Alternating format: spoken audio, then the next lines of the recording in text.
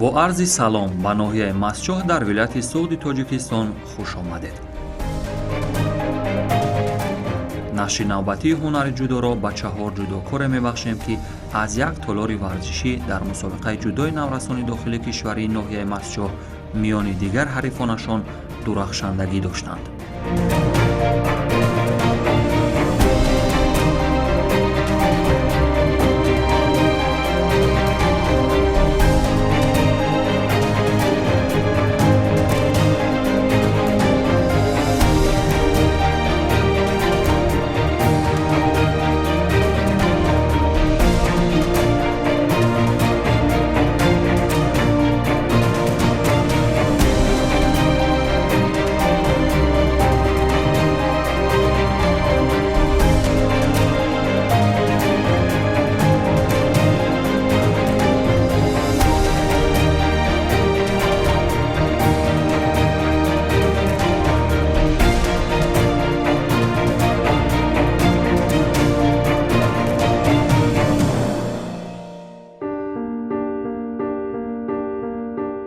ҳафтумин мусобиқаи ҷудои наврасони ҷумҳурӣ барои ҷавоизи корманди шоистаи варзиш ва тарбияи ҷисмонии Тоҷикистон Мирзо Ҳаким Омедов бо сатҳу сифати тоза ва мудирияти мунсифонаи доварон баргузор шуд.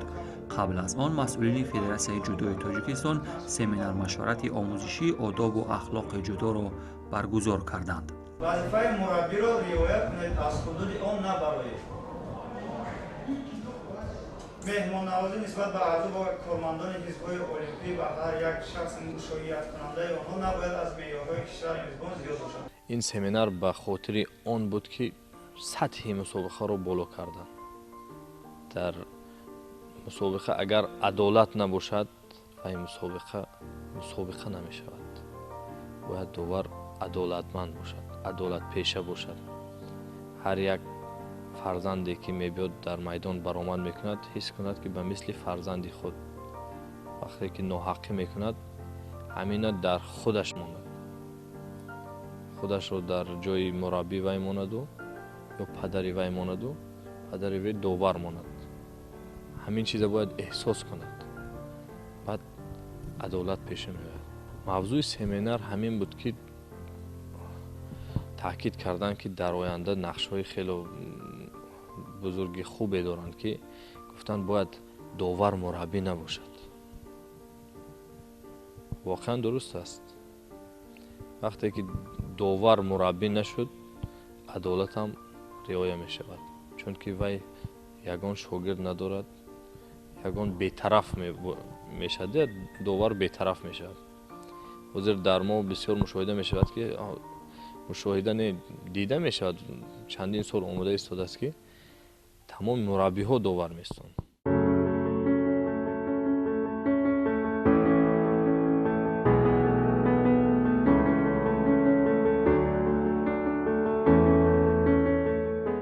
мусобиқа ҳам тӯфонӣ оғоз шуд. дар ин миён ягона мураббие ки бо 4 шогирдаш медали тилло гирифт, Иззат Худоев буд. мо дар шаҳри Душанбе мусобиқа гузарондем ва фақат як нафарое ки ба рӯйхат ба мусобиқаи ҷумҳуриявии вилояти суғд сафарбар мекард, фақат якум номеро.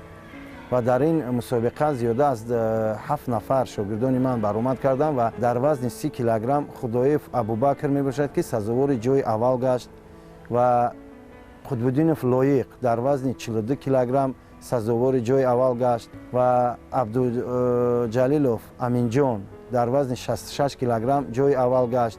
Искандаров Зикриёллоҳ, ки дар вазни 55 килограмм сазовори ҷои аввал гашт. ва дар ин мусобиқаи вилояти суғд хело шогирдони ман нағз баромад кардам ва хело ман хурсанд шудам, ки шогирдони наврасони ман дар ин мусобиқа сазовори ҷои намоён гаштанд.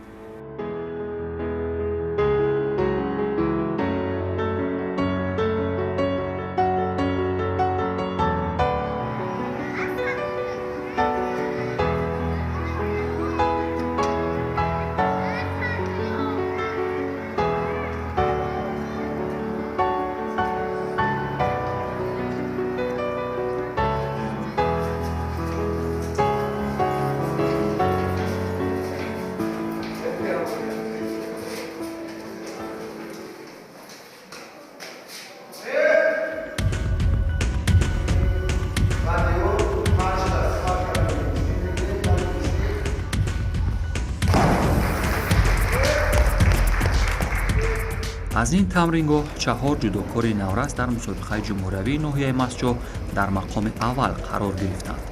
абубакр худоев дар миёни сабуктаринҳо бо шигифтиҳое ки дар фануни техникӣ дошт хуш дурахшид. мусобиқаҳои ҷаззоби ӯро бо ҳам бубинем. абубакр худоев оне ки бо ҷудогии сафед аст, дар муқобили ҳарифаш мирзиё зиёев аз дастаи вилояти хатлон рақобат мекунанд.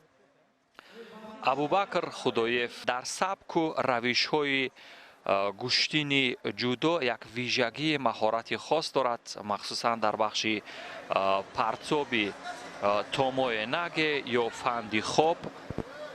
ҳунару истеъдодаш воқеан шоистаи таҳсин аст.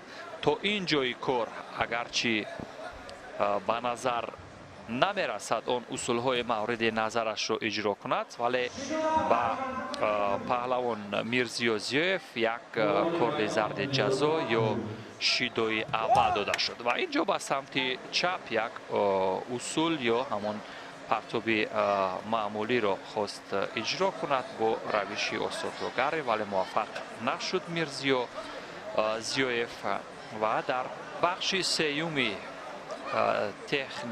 техникои ҷудо низ абубакр равишҳои гуногуни кор дар заминро истифода мекунад ва бубинед чун мавқеият ё фавран ҳарифро болои татами фишор дод, вале ҳарифи ӯ нест чун аз техникаҳои дифоӣ вижа бархурдор аст, фавран тавонист ки раҳо ёбад.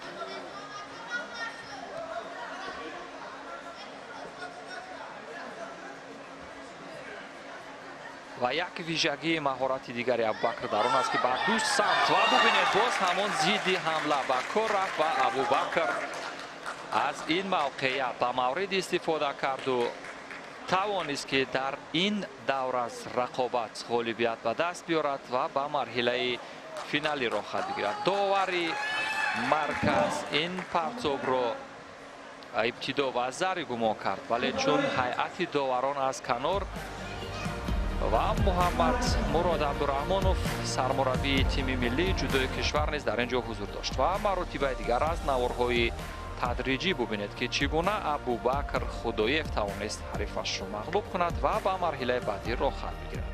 дар вазни 30 килограмм худоев абубакр хеле нағз баромад кард, хеле усулҳои нағз гӯштин гирифт. абубакр ба ҳамин расул боқиёв бисёр мухлис ки буд, фақат мегуфт ки падар ба ман ҳамин усуле ки расул боқиёв мекунад ба ман нишон те. вақте ки дар толори варзишӣ ба он тамрин мекардем, бисёртар ҳамин усулро вай тамрин мекард ва омӯхт ва дар ин мусобиқа чунон ки дидем хело нағз гузаронд ва сазовори ҷои аввал гашт.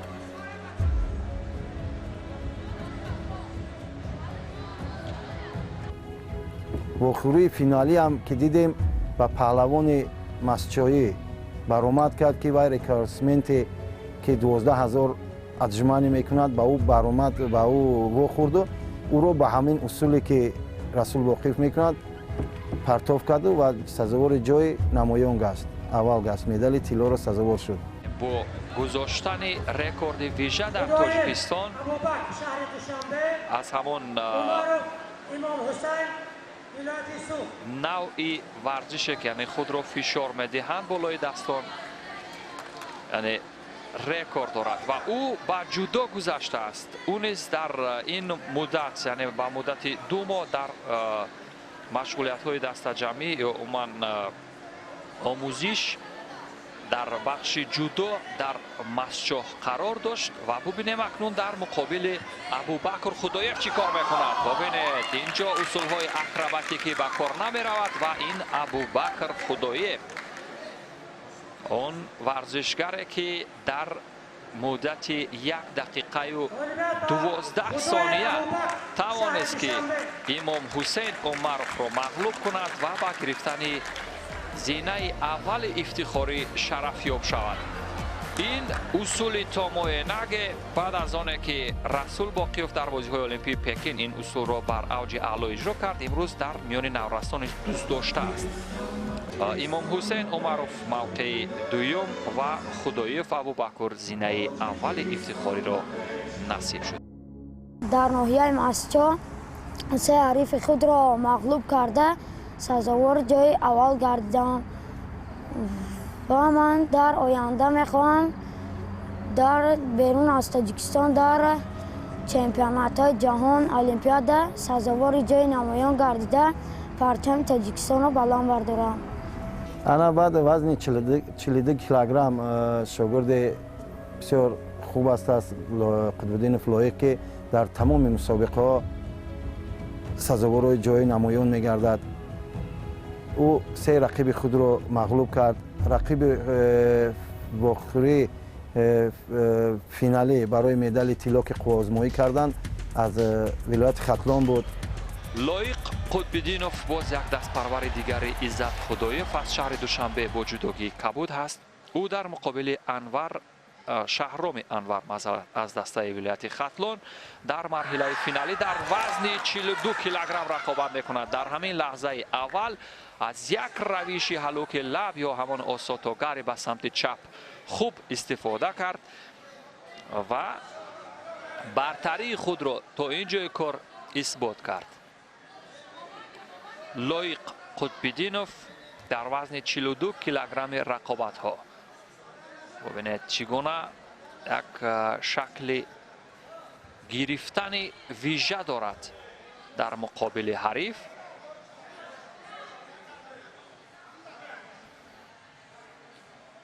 муҳаммад ҷовид умедзода довар дараҷаи ҷумҳуриявӣ ва ҳамзамон саркотиби мусобиқот ин қуввозмоиро назора хоҳад кард аз болои татами ва маротибаи дигар акнун аз зидди ҳамла кор мегирад дар бахши кор дар замин ё неваза. довари марказ амри истед медиҳад ва рақобат идома меёбад. падидаҳои ояндаи ҷудои тоҷик эҳтимол дар миёни ин варзишгарон дар пеши чашми мову шумо дурахшандагӣ дошта бошад.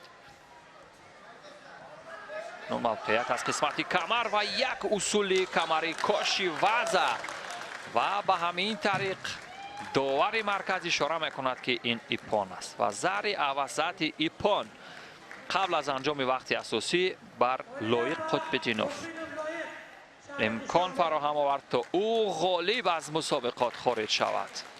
воқеан аз Иззат Худоев бо уман бубинед равишҳои гуногуни партобӣ омӯзиш гирифтааст ва ба ҳамин тартиб қабл аз анҷоми вақти асосӣ муваффақ шуд то аз ин мусобиқоти ҷумҳуриявӣ яъне ба худ унвони чемпиониро касб кунад. бубинед инҷо агарчи дар бахши коши гурума хуб фаъолият кард. ҳамин коши гурумаро ба самти чап то лаҳзаи охир ба кор бурд ва чеҳраҳои хушшонсе ки ба зинаи ифтихорӣ баромаданд ёдовар мешаванд. Мирзо Шоев фирӯз аз вилояти мухтори Кӯҳистони Бадахшон ҷои сеюм, ҳамчунин Амонуллоев Ғомулло аз вилояти мухтори Кӯҳистони Бадахшон ҷои сеюми дигар. ҷои дуюмро Шаҳроми Анвар аз дастаи Хатлон ва зинаи якуми ифтихориро Лоиқ Қутбиддинов аз шаҳри Душанбе насиб гардид ва хушҳолии мураббии ӯ ва худи ӯро бо ҳам мебинем.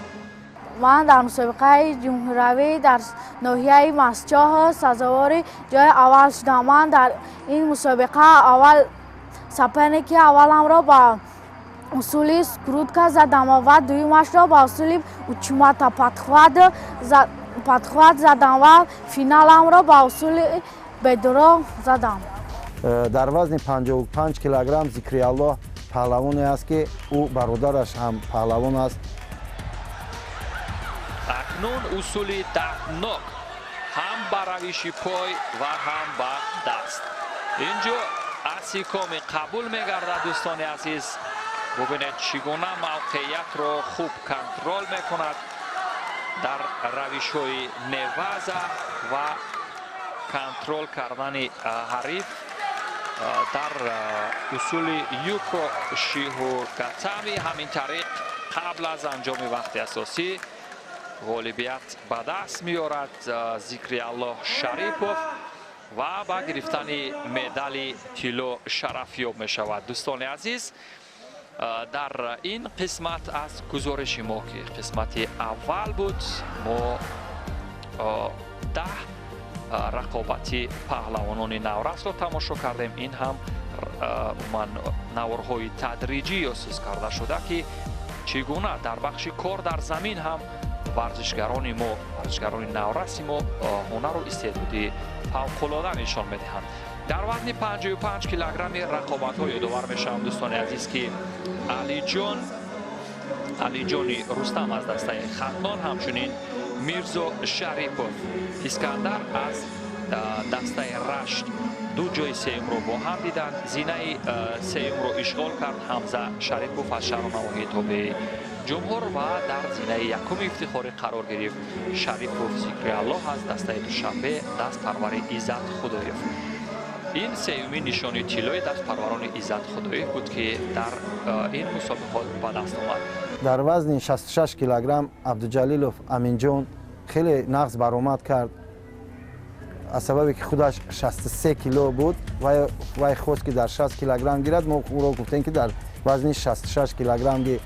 رقابت بعدی دوستان عزیز در وزن 66 کیلوگرم مرحله فینالی رقابت ها است. ما رقابت امینجان عبدالجلیل زاده، اونه که با جداگی سفید است، در مقابل امردین طاهرزاده تماشا میکنیم. داور مرکز ناصر قربانوف، داور درجه جمهوریوی، یکی از داوران عادل در این مسابقات از روی مشاهده ما که داوری میکرد.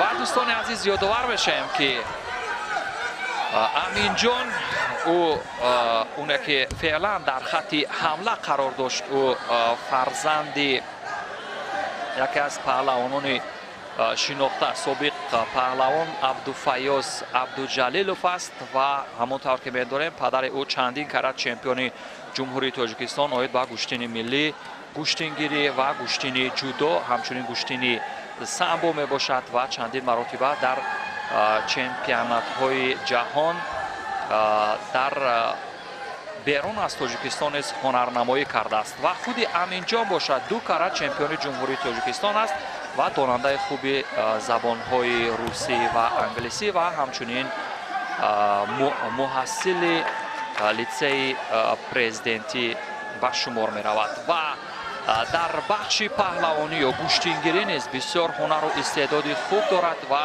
ما نیز امیدوار هستیم که از این چهره در آینده پدیده درخشان جودوی کشور را تماشا کنیم. فعلا در مقابل رقیب نسبتاً جدی‌تر امردین طاهرزاده از ولایت سوخت رقابت میکند. به هر حال ببینید یک کوچگری چگونه به مورد استفاده کرد و همین طریق هلوک از بین و به سمت مقابل بسیار خوب پرتاب کرد. کوچگری روش معمولی و خاصه که اینجا امینجان عبدالجلیل زاده استفاده کرد و در فینال بسیار خوش درخشید. به همین ترتیب دوستان عزیز مدال طلا را نصیب گردید. بار دیگر نوارهای تدریجی را میبینیم از همان لحظه اول با این روش یک سمت یک توموی نگه تا جای با توموی نگه، یعنی خود را به پشت پرتافتن و بعدا یک فندی خوب را استفاده کردن از بالای خود حریف را به سمت مقابل هوا دادن و بعدا از کوچیگری هلوک از داخل و به سمت مقابل فشار آوردن برای حریف. همین طریق دوستان عزیز و ارجمند در وزن 66 کیلوگرم ورزشگران خوشطالع روی زینه افتخاری برآمدند. از شهر و نواحی تابع مرکز مهراز دوردیف و از دسته خطلان دلر دولتوف 2 ورزشگر بودند که زینه های سیوم یا مدال برنجی رو نصیب گردیدند. امردین طاهرزاده از دسته ولایت سوخت مقام دوم را اشغال کرد و با صفت چمپیون در این مسابقه در سال 2020 امینجان عبدالجلیل زاده از دسته دوشنبه گردید و مبارک باشد با این نورسان خوشطالع و احتمال آینده جودوی کشور، پدیده های نورسته جودوی کشور. خیلی همین خیلی مسابقه ها بسیار شده در دولت ما تا که نسل نورس با کارهای بد دست نزند و وقتی خود را به ورزش جلب کند و در این خیلی مسابقه اشتراک کند که و در آینده هم باز ҳамин хел мусобиқаҳо бисёртар мешаванд ва мо иштирок мехоҳем ки дар ин хели мусобиқаҳо иштирок кунем ва боз ҳам номи ҳамин толорамонро номи худамонро дар Тоҷикистон ва дар байни дигар давлатҳо ҳам баланд бардорем.